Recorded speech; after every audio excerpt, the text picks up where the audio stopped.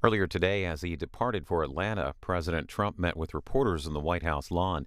He spoke about the transcripts of the first and second calls to Ukraine, whether or not he'll endorse former Attorney General Jeff Sessions, who's once again running for Alabama Senate, and a possible trip to Russia next May.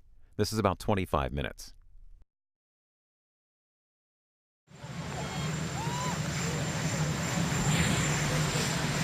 Mr. President, I just told him I've got to come over and see the fake news. Let's go. What do you have, John?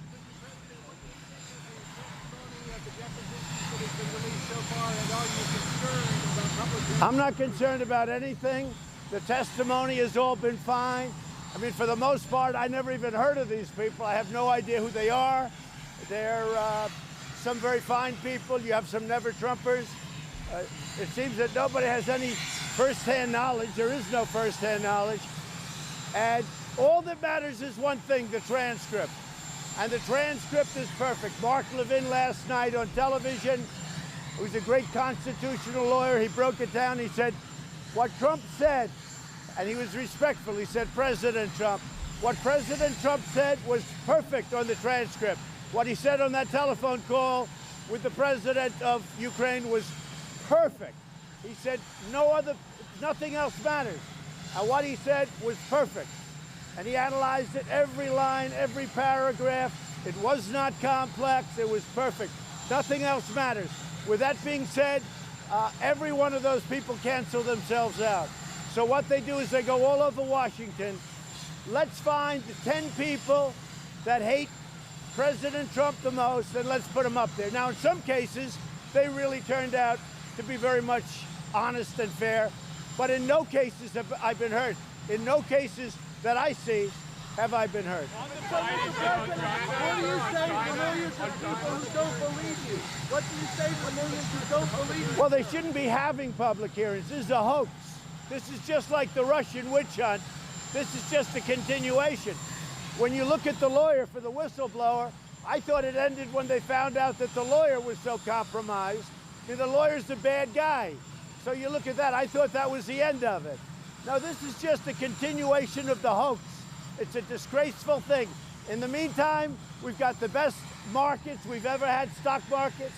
We have the best unemployment numbers we've ever had. We have the best employment numbers we've ever had. We have almost 160 million people. We've never been even close to that. So we're doing it, but unfortunately, you people don't want to talk about that. China, can you tell me whether a tariff rollback will be part of the phase one China? Well, they'd like to have a rollback. I haven't agreed to anything. China would like to get somewhat of a rollback, not a complete rollback, because they know I won't do it. But we're getting along very well with China. They want to make a deal. Frankly, they want to make a deal a lot more than I do. I'm very happy right now. We're taking in billions of dollars. I'm very happy. China would like to make a deal much more than I would. Mr. President, will you endorse Jeff Sessions in his Alabama Senate run? Well, I haven't gotten involved. I saw he said very nice things about me last night, but we'll have to see. Have you forgiven him? I haven't made a determination. Have you forgiven him for recusing himself from the Russian investigation? Have you forgiven him for recusing himself from the Russian investigation? I don't even think about it. So what do you say to the millions of people who just don't believe you, that you have something and that your transcript shows that you did something wrong? What do you tell them? Well, I'll tell you what, it's a very simple thing. I had a very good call with the president of Ukraine. I assume that's what you're talking about. The call was perfect. Now, thereafter, I have a second call, but nobody knew about, and I guess they want that call to be produced also. You've heard that, John. So I have a second call. I had a second call with the president, which actually I believe came before this one, and now they all want that one, and if they want it, I'll give it to them. I haven't seen it recently, but I'll give it to them. But I had a call before this one with the president of Ukraine. I understand they'd like it, and I have no problem giving it to them. On the Biden, I have no problem. On the Biden, Mr. President, on the Biden, Mr. President, on the Biden, did you ask Bill Barr or anyone in your Department of Justice to investigate the Bidens? And if not, you didn't ask them, why would you ask the President of Ukraine to do something you weren't willing to ask your own Justice Department to do? We are looking for corruption. We're giving hundreds of millions of dollars, and we're looking for corruption. And all you have to do is take a look at Biden, and you will see tremendous corruption. because what he did is quid pro quo times 10. Did you ask your DOJ? And let me just say, be quiet. Quiet. Did you ask your DOJ? Quiet. Simple question. Did Quiet. you ask your DOJ? Did you ask the DOJ? Are you ready? Yes, I never spoke to him about anything. It's up to Bill Barr. Bill Barr can do whatever he wants to do. But I saw the same tape on television, and the tape shows that Joe Biden is a crook. He's 100% crooked. And the fake news, which is you don't want to do anything about it. His son walked out with millions of dollars from Ukraine, millions of dollars from China. He doesn't know anything. He walked away with a stash. It's a corrupt deal. It's a corrupt enterprise. And if the press did it right, it's a hell of a story.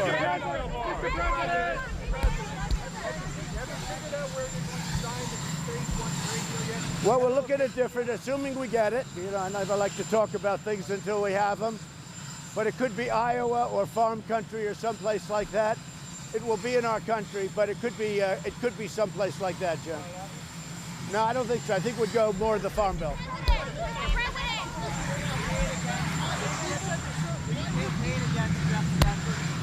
No, I won't. I'll see how it all goes. You have some very good candidates. Look, Alabama is a place where my approval numbers are very good. I think I won by 42 points. I love Alabama. I'm going to go watch a very good football game on Saturday, which is tomorrow, with LSU. That's going to be great. We'll see what happens. He's got tough competition. I mean, you have the football coach. Tommy is doing very well. You have some good people running in Alabama. Let's see what happens.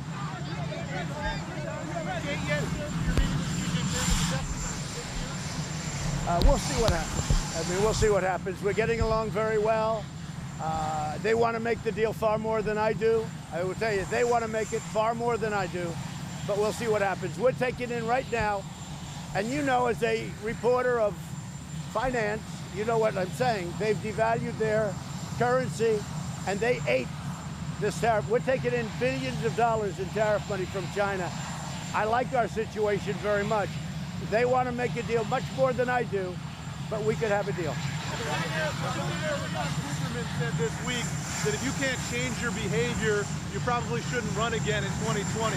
What do you say to that, sir? Well, no, you've really shaped my behavior, because from the day I came in here, I've had problems with phony stuff, like a phone. Well, no, you've really shaped my behavior, because from the day I came in here, I've had problems with phony stuff, like a phony dossier that turned out to be false, like false investigations that I've beaten.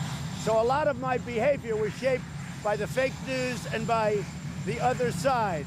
That was a lot of my behavior. The fact is that we created the greatest economy in the history of our country. With all of that stuff going on behind me, nobody else could have done it. Rush Limbaugh said he doesn't know a man in the world that could have done what Trump did. I don't know Leon Cooperman, but whoever Leon Cooperman is, I know of him. He can have his own view. But in the meantime, I'm making him rich, and I'm making a lot of other people rich, including the working man and woman. They've never done so well as they've done right now. Our jobs are the best they've ever been. Everything about our economy is just about the best it's ever been, including unemployment. So I think in light of all of the things going on, and you know what I mean by that, the fake news, the Comeys of the world, all of the bad things that went on. It's called the swamp. And you know what happened? And you know what I did? A big favor. I caught the swamp. I caught them all. Let's see what happens. Nobody else could have done that but me. I caught all of this corruption that was going on, and nobody else could have done it. On top of that, we have the best economy, greatest economy we've ever had, the best job numbers we've ever had, African American, Asian American, Hispanic, the best ever. So I think we've done a great job. And tell Leon, who I've seen, but I don't know, tell him congratulations, because he did very well with Trump. How is India going on? We're dealing with India on a lot of different things. Prime Minister Modi is a very good friend of mine. You saw me in Houston. You saw me at the event. 55,000 people. It was great. And we have a lot of things happening with India. We have a very good relationship with India.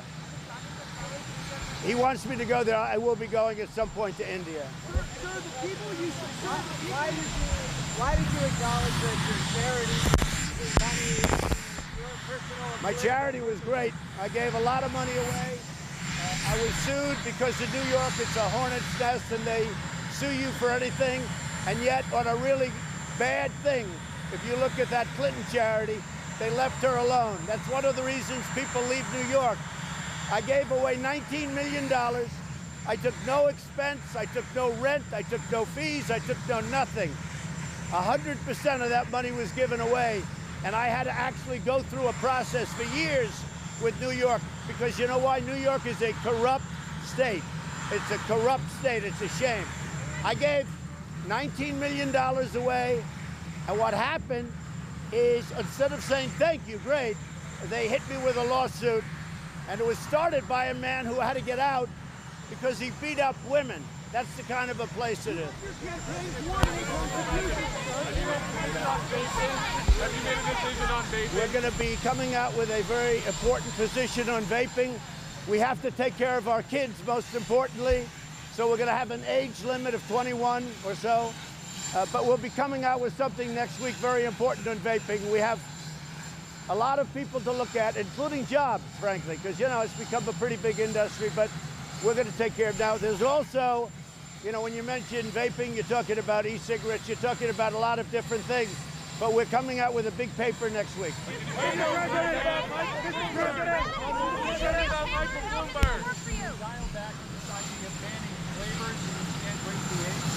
We're talking about the age, we're talking about flavors, we're also talking about keeping people working.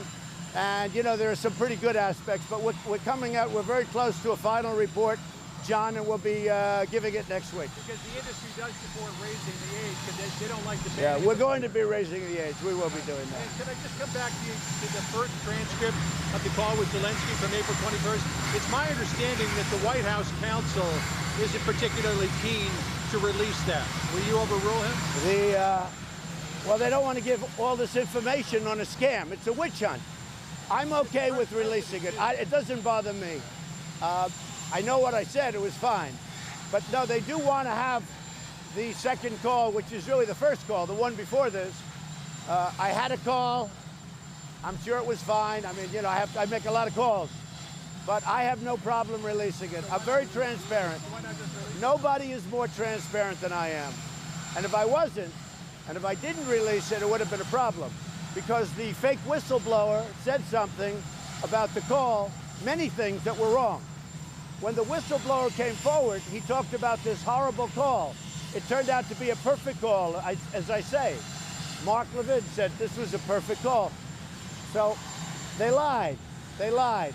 The whole thing is a scam. This is a scam by the Democrats to try and win an election. Now they want my first call. I have no problem giving it to them, other than I don't like giving calls to the media when I'm dealing with foreign nations. But I will give it if they want it. Mr. President, Gordon Sondland said at the beginning of September he presumed there was a quid pro quo. Then there was a telephone call to you on September the 9th. Had he ever talked to you prior to that telephone call? Let me just tell you, I hardly know the gentleman, but this is the man who said there was no quid pro quo, and he still says that. And he said that I said that. And he hasn't changed that testimony. So this is a man that said, as far as the president is concerned, there was no quid pro quo. Everybody that's testified, even the ones that are Trump haters, they've all been fined. They don't have anything. But now they want the first call with the president of Ukraine. If they want it, I'll probably give it to them, but they really want it badly. If they want it, I will probably give it to them. I don't like doing it because it sets a bad precedent, John. Because every time President Xi calls or somebody calls from China, if I speak to Kim Jong-un, are they worried about me giving the call? But in this case, because the press has been duped into a hoax, and in some cases have really started the hoax, I will give the letter if they want it. But I do say this about that call. I think that's a very revealing call. invited to Russia for the May Day parade. That's right. I was invited. I am thinking about it. It's right in the middle of our campaign season, but I am thinking I would certainly think about it. President Putin invited me to the. It's a very big deal. Celebrating the end of the war. That's a very big deal. So I appreciate the invitation. It is right in the middle of political season, so I'll see if I can do it. But I would love to go if I could. Bill Barr and the DOJ are not denying that you asked him to have a press conference. Well, they're not saying anything. Let me just tell you. I never asked him for a press conference. It's fake news by the Washington Post, which is a fake newspaper. It's fake, it's made up. And if I asked Bill Barr to have a press conference, I think he'd do it. But I never asked him to have a press conference. Why should I? You know why I wouldn't do it? Because the phone call was perfect. Just read the transcript of the phone call. Nobody has to have a press conference. I think if I asked him, and by the way, we confirmed, I never asked him. I think if I did ask him, I haven't said this yet, and I don't think I will. I'm sure I won't. But if I asked him to have a press conference, I think he would. With that being said, it's fake news. They wrote a fake story. We told them that before they wrote the story. But today, when you tell the press something, it's meaningless because they write whatever. It's all fiction. And I'll tell you, they don't have sources. You know what they do? They make it up. Not everybody, not John, not everybody, but they make it up.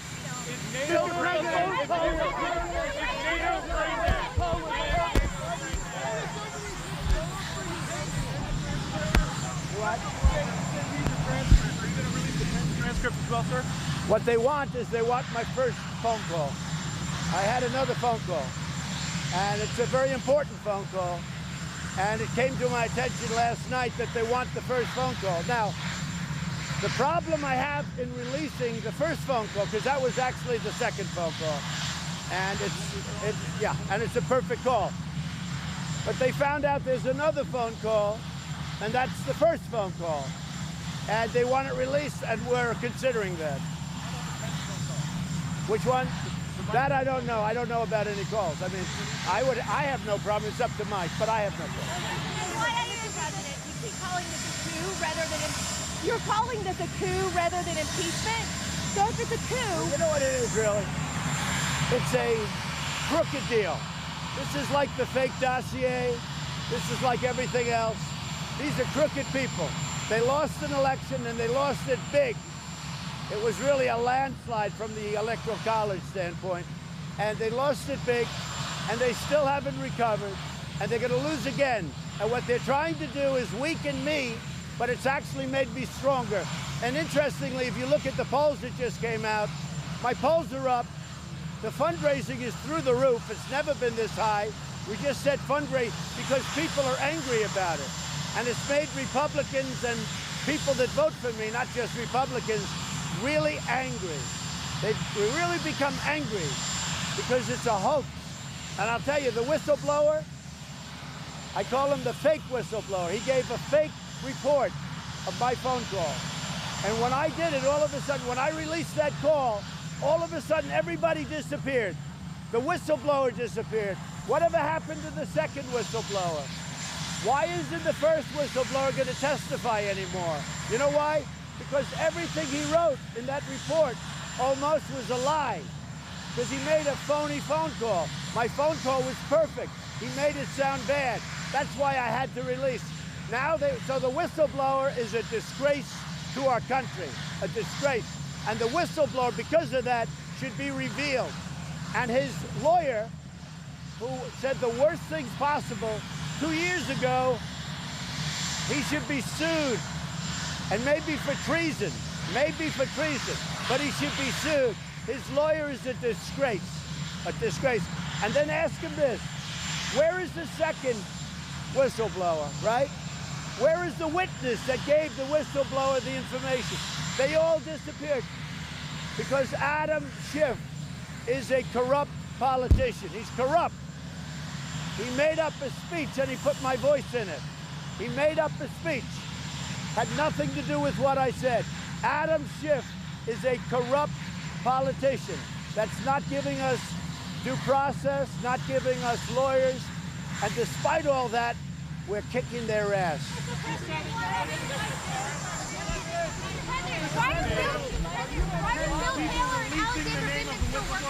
Every one of those people testified absolutely fine for me. They've gone out and they've gone out of their way to find the people that hate Donald Trump, President Trump, the most. They put them up there. Everybody's been absolutely fine. And they have, you know, I don't even know most of these people. Many of these people I've never even heard of. So what Crooked Schiff is doing, he's a corrupt politician. What this corrupt politician does, he looks all over, tries to find people that don't like Trump, and he puts them up. We are winning so big. My polls are the highest they've ever been. I'm leading in all of the states, every swing state. The fundraising numbers just came in. They're the highest, I think, in history. I don't think anybody's ever had. And I'll tell you what, we are winning so big because we're going along. These are corrupt politicians, and that includes Nancy Pelosi. She's a corrupt politician. She should go back to a district which is horrible. It's filthy. It's drug infested. The stuff's being flown out to the ocean. It's being wiped out to the ocean through their drainage systems. You got to see what's happening in San Francisco. Nancy Pelosi ought to focus on a district, but these are corrupt politicians.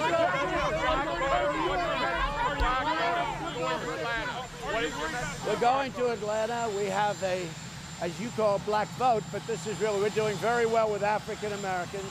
I think a big factor is the fact that they're having the best economic year they've ever had in the history of our country. And we're going there. We've been invited, and it's going to be, I think it's going to be fantastic.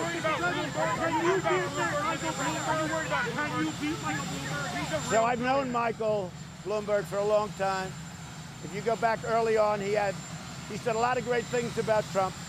But I know Michael, he became just a nothing. He was really a nothing. He's not going to do well, but I think he's going to hurt Biden, actually. But he doesn't have the magic to do well. Little Michael will fail. He'll spend a lot of money. He's got some really big issues. He's got some personal problems, and he's got a lot of other problems. But I know Michael Bloomberg fairly well, not too well, fairly well, well enough. He will not do very well, and if he did, I'd be happy. There is nobody I'd rather run against than little Michael, that I can tell you. The Democrats say that by keeping White House officials from going up to give depositions, that's evidence that the White House is obstructing and could lead to an article of impeachment. Well, they're making it up. First of all, this whole thing is a phony deal. It's a phony setup. When you look at the lawyer that got it started, the whistleblower lawyer, he got it started. It's a phony deal. These Democrats are corrupt. Nancy Pelosi is a corrupt politician. Shifty Schiff is a double corrupt politician. He took my words on the phone call, and they were so good, he totally changed them. He went before Congress. He made a speech before Congress. And in the speech, John, he said things that were horrible.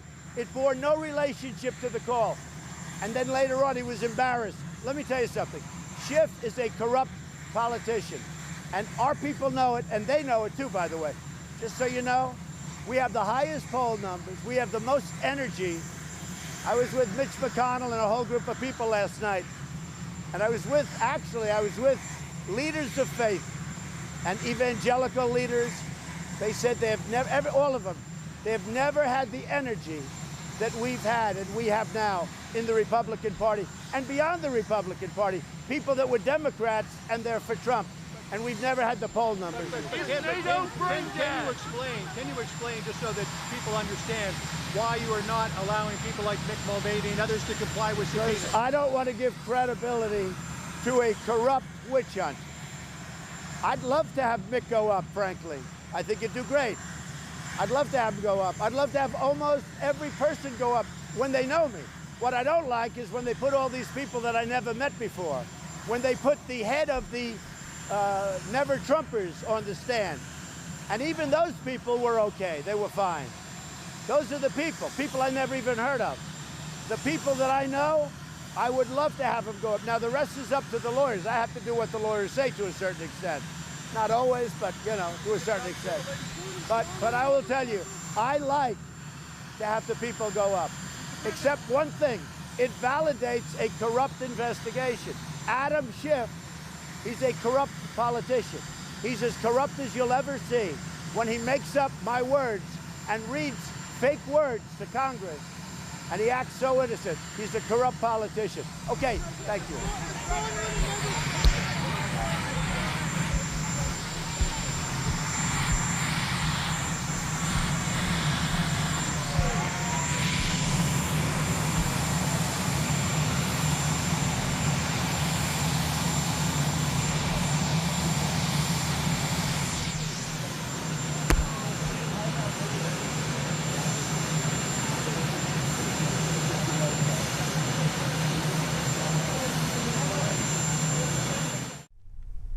Today, Secretary of Veterans Affairs Robert Wilkie discusses oversight issues at his department and what's being done to ensure the care of U.S.